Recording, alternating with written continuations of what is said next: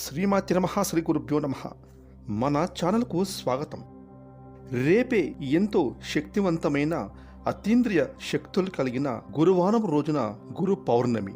ఈ జనవరి 25వ తేదీ ఈ 2025వ సంవత్సరంలో వచ్చేటటువంటి తొలి పౌర్ణమి ఎంతో విశేషమైనదని పండితులు తెలియజేస్తున్నారు. ఇక విశేషమైనటువంటి ఎంతో శక్తులు కలిగిన ఈ గురువారంతో కూడిన పౌర్ణమి రోజున కొడుకులు ఉన్నవారు ఈ చిన్న పరిహారాన్ని చేసుకున్నట్లయితే వారికి ఉండేటటువంటి జన్మ జన్మల పాపాలు, దరిద్రాలు, అలాగే జాతక దోషాలు అన్నీ కూడా తొలగిపోయి వారికి అష్టైశ్వర్యాలు కలగడం ఖాయమని పండితులు తెలియజేస్తున్నారు. ఇక కొడుకులు ఉన్నవారు రేపు చేసుకోదలిచిన ఆ పరిహారాన్ని ఏమిటో అనే విషయాలను ఇప్పుడు ఈ వీడియోలో మనం వివరంగా తెలుసుకుందాం. కాబట్టి ఈ వీడియోని ఎక్కడా స్కిప్ చేయకుండా చివరి వరకు చూడండి. అప్పుడే మేము మీకు ఏం చెప్తున్నామో పూర్తిగా అర్థమవుతుంది. అలాగే మీ ఒక్క లైక్ అండ్ షేర్ మాకెంతో సపోర్ట్ అండ్ ఎంకరేజ్మెంట్గా ఉంటుంది. ఇక వివరాల్లోకి వెళితే శనిగ్రహ ప్రభావం వల్ల జీవులందరూ కూడా పడేటటువంటి ఇబ్బందుల నుంచి బయటపడేసే శక్తి ఆ పరమశివునికి మాత్రమే ఉంటుంది. శివనామాలు కానీ శివ స్తోత్రాలు కానీ శని పీడల వల్ల ఇబ్బందులు పడుతున్నటువంటి వారందరూ కూడా మనలను నమ్మి రక్షించుకోవడం కోసం చేయవలసి ఉంటుంది. ఇలా చేస్తే గనక సకల శని దోషాలు నివారించబడతాయని మన పురాణాల్లో, అలాగే ఇతిహాసాలు, అలాగే మన పెద్దలు కూడా చెబుతూ ఉంటారు. మరి ఇంతటి విశేషమైన పూజలు రేపు గురు పౌర్ణమి రోజున చేయడం వల్ల విశేషమైనటువంటి ఫలితాలు కూడా పొందుకుంటారు. ఇక ముఖ్యంగా రేపు రాబోతున్నటువంటి గురు పౌర్ణమి ఎంతో శక్తివంతమైనదిగా పండితులు వివరిస్తున్నారు. ఇక ఇంతటి విశేషమైన రోజున లక్ష్మీదేవి యొక్క ఆరాధన, అలాగే శివుని యొక్క ఆరాధన, ముఖ్యంగా గురువుల యొక్క ఆరాధన కూడా ఈ పౌర్ణమి రోజు చేసుకోవడం వల్ల ఎంతో విశేషమైనదని చెబుతున్నారు. ఇక ఈ గురువారంతో కూడిన పౌర్ణమి రోజున శివుడికి అభిషేకం చేస్తే ఆ పరమశివుని అనుగ్రహం శీఘ్రంగా పొందుకోవచ్చు. తద్వారా వారికి ఆరోగ్యం, ఐశ్వర్యం లభిస్తుందని పండితులు చెబుతున్నారు. ఇక ఇంతటి విశేషమైన అతీంద్రియ శక్తులు కలిగిన గురువారంతో కూడిన పౌర్ణమి రోజున ఈ చిన్న పరిహారం చేసుకోవడం వల్ల మీ పిల్లలకు ఉన్నటువంటి జన్మజన్మల పాపకర్మ దుష్ట శక్తులు అన్నీ కూడా తొలగిపోయి, అలాగే నరదృష్టి, నరపీడ, నరఘోష అన్నీ కూడా తొలగిపోతాయి. ఇక మీ పిల్లల్లో ఉన్నటువంటి నకారాత్మక శక్తి, నెగిటివ్ ఎనర్జీ అంతా కూడా తొలగిపోయి జీవితంలో మీ పిల్లలు అభ్యున్నతిని కూడా సాధించుకుంటారని అనడంలో ఎలాంటి సందేహమే లేదు.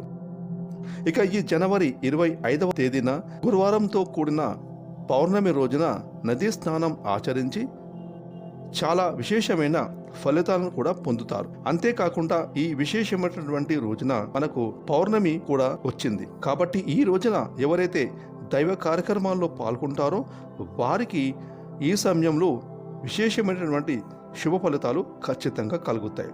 రేపు రాబోతున్నటువంటి గురు పౌర్ణమి ఎంతో శక్తివంతమైనదిగా పండితులు వివరిస్తున్నారు. ఇంతటి విశేషమైన అతీంద్రియ శక్తులు కలిగిన గురువారంతో కూడిన పౌర్ణమి రోజున ఈ చిన్న పరిహారం చేసుకోవడం వల్ల మీ పిల్లలకు ఉన్నటువంటి జన్మజన్మల పాపకర్మ దుష్ట శక్తులు అన్నీ కూడా తొలగిపోయి, అలాగే నరదృష్టి, నరపీడ, నరఘోష అన్నీ కూడా తొలగిపోతాయి.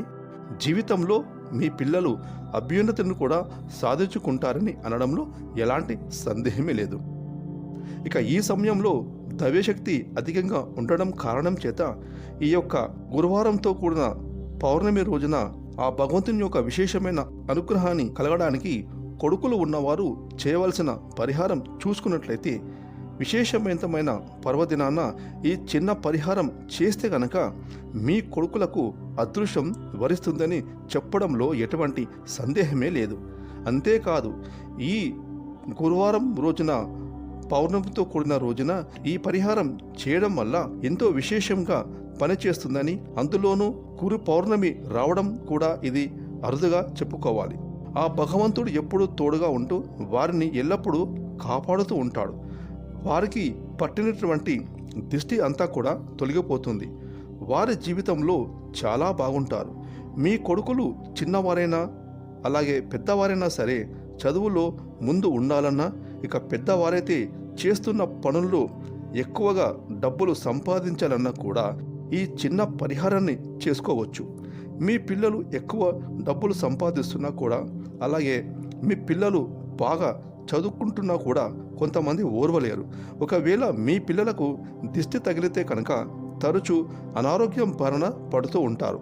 ఒకవేళ మీ పిల్లలకు ఈ విధంగా అస్తమానం జరుగుతూ ఉంటే మీరు మీ ఇంట్లో ఈ పరిహారాన్ని చేసుకోవడం వల్ల మీ కొడుకులపై ఉన్న నెగటివ్ ఎనర్జీ, నరదృష్టి, నరపీడ అంతా కూడా తొలగిపోయి మీ పిల్లలకు మంచి మానసికమైన ఉల్లాసం కలుగుతుంది.